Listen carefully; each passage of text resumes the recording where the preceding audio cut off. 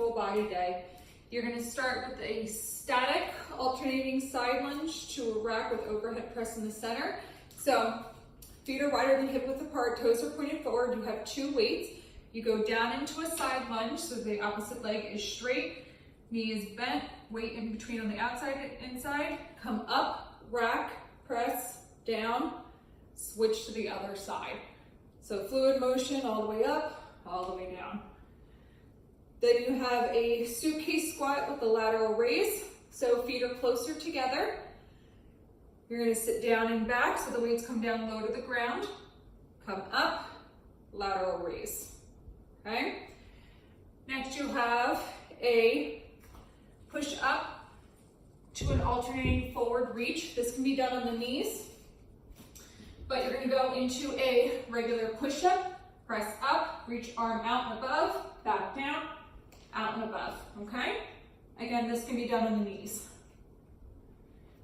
Next, you'll have a single leg roll down with a row. So you'll only need 1 weight for this. So whatever leg is being stable, that's the leg that you're gonna have the weight in. Belly button to spine, back is straight. Start with your toe back and behind. Slight bend in the front knee. Roll forward to your about shin level. Rotate, pull up into a row. Release and come back up.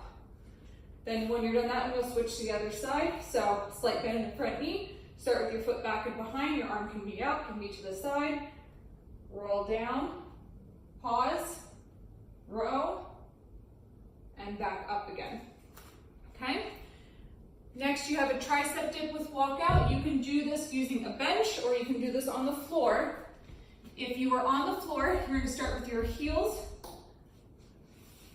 up, hands facing. You're going to go down so that the back of your forearms touch the ground. Press up and through, lift up into a bridge. Step those feet out, back in, lower the butt down, back and up and step out. So you can do this on the bench. You'll just start with your knees bent on the bench and then step your feet out as well. Next you have dumbbell iso bicep curl to forward press. So you'll need 2 weights for this. I prefer to be in a high kneeling position.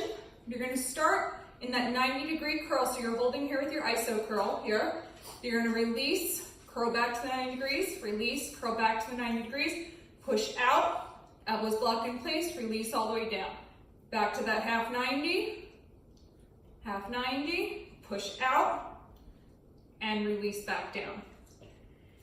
Next, you'll have a dumbbell crunch to a reverse crunch. So you just need the 1 dumbbell. Legs will be out, I'm sorry. Please go lay down. Go lay down. Sorry about that. You're gonna have your legs out hovering off the floor. You're gonna do a little crunch up and then lift up. Little crunch, reverse crunch. And the whole time try to keep those legs hovering off the floor if you can. After that, you have 4 mountain climbers to a jump in, jump out.